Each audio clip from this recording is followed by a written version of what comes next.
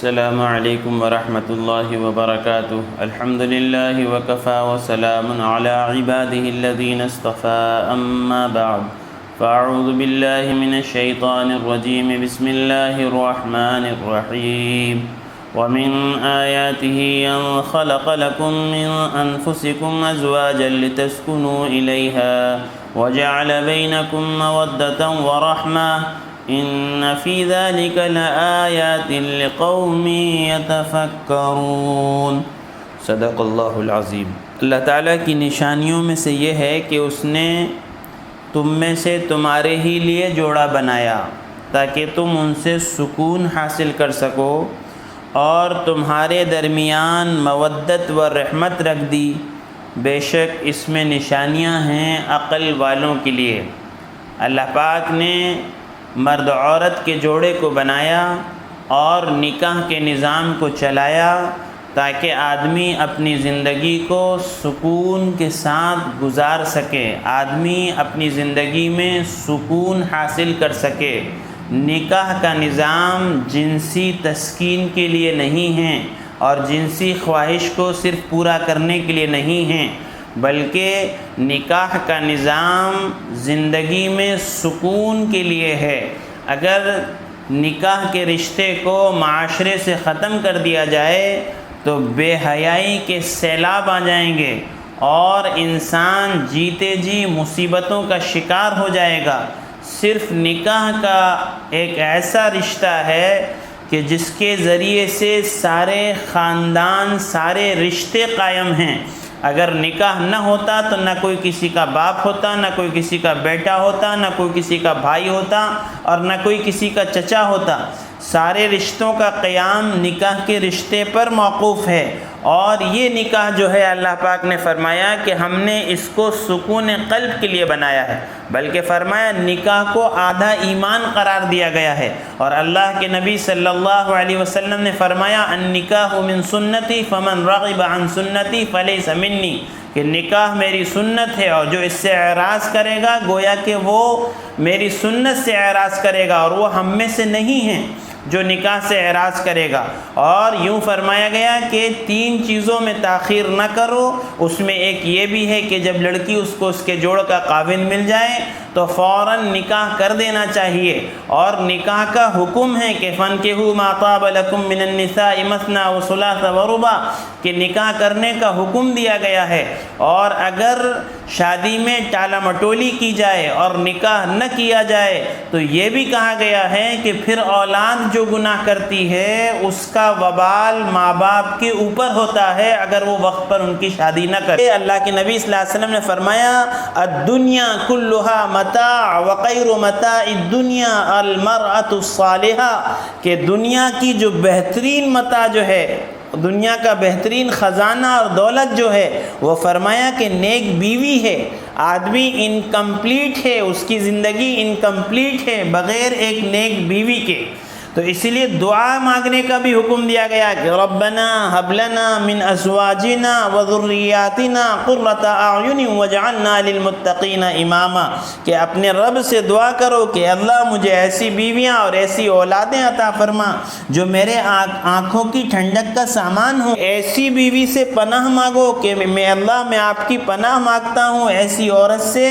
جو بڑھاپے سے پہلے مجھے بوڑھا کر دے۔ اس لیے کہ اگر یہ سسٹم گڑبڑ ہو جاتا ہے تو باوجود محلوں کے، باوجود لگزریس لائف کے، باوجود جو ہے لگزریس ایمینٹیز کے، اچھی سے اچھی چیزیں ہونے کے باوجود اگر یہ رشتے میں درار ہے اور یہ رشتے میں گڑبڑ ہے تو پھر آدمی سکون سے نہیں رہ سکتا، اس کی زندگی اس کے لیے جہنم کدہ بن جاتی ہے۔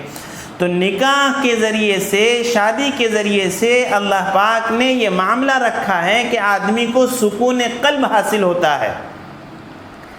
شکر میں اللہ نے تاثیر رکھی ہے میٹھا کرنے کی، نمک میں تاثیر رکھی ہے اللہ نے کھارا کرنے کی، برف میں اللہ نے تاثیر رکھی ہے ٹھنڈا کرنے کی۔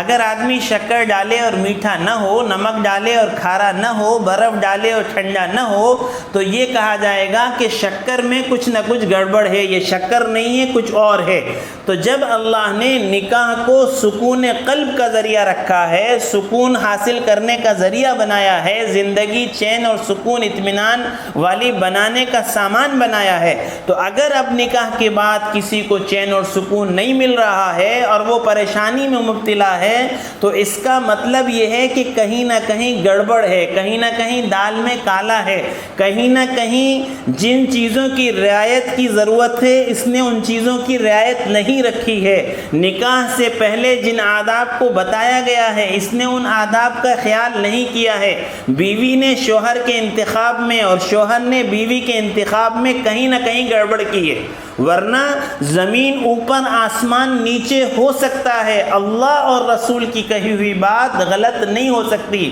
نکاح کے بعد سکون قلب ملنا چاہیے، نکاح کے بعد زندگی جنت نما بننا چاہیے۔ اگر نہیں بن رہی ہے تو اس کا مطلب ہے کہ کہیں نہ کہیں کچھ نہ کچھ کمی ہے۔ اسی لیے نکاح کے خطبے کے موقع پر جو 3 آیتیں پڑھی جاتی ہیں، تینوں آیتوں میں تقوی کا ذکر ہے۔ یا ایھا الناس اتقوا ربکم الذی خلقکم من نفس واحدہ، یا ایھا الذین آمنوا اتقوا اللہ حق تقاتہ، یا ایھا الذین آمنوا اتقوا اللہ وقولوا قولا سدیدا۔ اور یہ بتایا گیا شوہر کو بھی اور بیوی کو بھی کہ اگر اپنی زندگی کو خوشگوار بنانا چاہتے ہو اور ایک بننا چاہتے ہو اور آپس میں محبتیں پیدا کرنا چاہتے ہو تو اس کے لیے تقوی خوف خدا بنیاد ہے۔ اس کے بغیر تم ایک دوسرے کے حق کو پہچانو گے نہیں، ایک دوسرے کے حق کی رعایت کرو گے نہیں، ایک دوسرے کے حق کو ادا کرو گے نہیں۔ اس لیے جو ہے تقوی کو اختیار کرو، شوہر بھی اور بیوی بھی، تاکہ دونوں ایک دوسرے کے حق کو ادا کرنے والے بن جائیں۔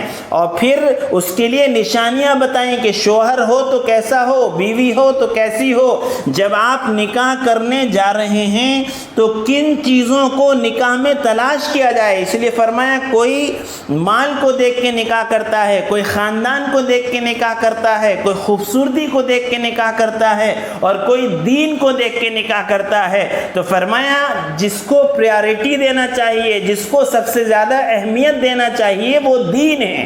کہ سب سے زیادہ پریارٹی دین کو دینا چاہیے، کیونکہ مال ختم ہو سکتا ہے، جمال جا سکتا ہے، لیکن دین اور عادتیں اگر اچھی ہیں تو پھر آنے والی نسل جو اس کے ذریعے سے تیار ہونا ہے، آنے والا خاندان جو ان دونوں کے ذریعے سے بسنا ہے، پھر ان میں نیکی اور ان میں اچھی عادتیں اور ان میں تقوی اور طہارت، ان کے اندر خوف خدا اور ان کے اندر جو ہے خدمت خلق کا جذبہ، یہ ساری چیزیں پیدا ہوں گی اگر دینداری کو دیکھ کر نکاح کیا جائے گا۔ اور اگر دینداری کو دیکھ کر نکاح نہیں کیا جائے گا تو پھر کیا کیا آفتیں ہوں گی وہ اللہ کو معلوم ہے، آج ہم اپنی آنکھوں سے دیکھ رہے ہیں۔ اس لیے فرمایا کہ عورت جو ہے وہ 4 چیزوں میں خاوند سے کم ہونا چاہیے۔ عمر میں خاوند سے کم ہونا چاہیے، قد میں خاوند سے کم ہونا چاہیے، مال میں خاوند سے کم ہونا چاہیے، اور شرافت میں خاوند سے کم ہونا چاہیے۔ یہ کوئی میں حدیث نہیں بتا رہا ہوں، یہ اہل اللہ کے قول ہیں جنہوں نے اپنی زندگی میں جو ہے تجربات کے ذریعے سے جو باتیں حاصل کی ہیں وہ آپ کو بتا رہا ہوں۔ اور فرمایا عورت 4 چیزوں میں خاوند سے زیادہ ہونا چاہیے۔ خوبصورتی میں خاوند سے زیادہ ہونا چاہیے، ادب میں خاوند سے زیادہ ہونا چاہیے، تقوی میں خاوند سے زیادہ ہونا چاہیے، اور عادتوں میں خاوند سے زیادہ اچھی ہونا چاہیے۔ تو نکاح کا عنوان سکون قلب کو حاصل کرنے کے لیے اور سکون قلب حاصل کرنے کے لیے یہ بنیادیں ہیں کہ جب آپ تلاش کر رہے ہیں تو اس طرح کی چیزیں تلاش کیجئے۔ آپ چاہتے ہیں کہ فیوچر میں ہماری اولاد ایسی ہو، آپ چاہتے ہیں کہ فیوچر میں ہمارا خاندان اور نسل ایسی ہو، تو پھر اس کے لیے شروعات اور تلاش پھر ایسی ہی چیزوں سے ہونا چاہیے اور ایسی ہی چیزوں کو بنیاد بنانا چاہیے جو دائمی اور قائمی اور ہمیشہ رہنے والی اور جس کے ذریعے سے سکون، اطمینان، راحت حاصل ہو سکتی ہو۔ حضرت علی نے فرمایا جس کو 5 چیزیں مل گئیں وہ خوش قسمت انسان ہے، ذکر کرنے والی زبان، شکر کرنے والا دل، اور مشقت کو برداشت کرنے والا بدن، اور اپنے وطن کی روزی، اور پانچویں چیز فرمایا نیک بیوی، کہ دنیا میں جس کو نیک بیوی مل جائے وہ خوش قسمت انسان ہے۔ پھر نیک بیوی کی نشانیاں بتائیں کہ نیک بیوی کیسی ہو، کہ وہ حکم کو پورا کرنے والی ہو، خاوند اس کو دیکھے تو اس کا دل خوش ہو جائے، اور خاوند کی قسم کو پورا کرنے والی ہو، اور خاوند کے مال کی اور عزت، اپنی عزت اور آبرو کی حفاظت کرنے والی ہو۔ اہل اللہ فرماتے ہیں کہ نیک بیوی میں 4 صفات ہوتی ہیں۔ اس کے چہرے پر حیا ہوتی ہے، اس کی زبان میں شیرنی ہوتی ہے، اور اس کے دل میں نیکی ہوتی ہے، اور اس کے ہاتھ ہمیشہ کاموں میں مصروف رہتے ہیں۔ نکاح سکون قلب حاصل کرنے کے لیے، اور سکون قلب حاصل کرنے کی بنیاد تقوی دیکھا جائے، دینداری دیکھا جائے، اچھی عادتیں دیکھی جائیں، اور یہ دونوں کے لیے ہیں، صرف ایک کے لیے نہیں ہے کہ بھائی بیوی تو ایسی دیکھیں اور شوہر ایسا ہو، نہیں، بیوی میں بھی وہی دینداری دیکھی جائے، شوہر میں بھی وہی دینداری دیکھی جائے، بیوی کے اندر بھی تقوی پیدا ہو، شوہر کے اندر بھی تقوی پیدا ہو، دونوں کے سامنے اللہ آخرت مرنے کے بعد کی زندگی ہو، دونوں کی منزل ایک ہو، اور دونوں کی تمنا ایک ہو، دونوں کی راہ ایک ہو، اور دونوں ایک ڈائریکشن میں چلیں، تو پھر زندگی خوشگوار بنے گی اور زندگی میں سکون حاصل ہوگا۔ انشاءاللہ دوسرے بیان میں ذکر کروں گا کہ ازواجی زندگی کو کس طرح خوشگوار بنایا جائے۔ اللہ تعالیٰ سے دعا ہے کہ جن لوگوں کی شادیاں نہیں ہوئی ہیں اللہ پاک ان کے بہترین جوڑوں کا انتظام فرمائے، اور جن کی شادیاں ہو گئی ہیں اللہ پاک ان میں آپس میں محبتیں اور الفتیں پیدا فرمائے، اور اللہ پاک ان کی زندگیوں میں سکون عطا فرمائے۔ وآخر الدعوانا الحمد للہ رب العالمین۔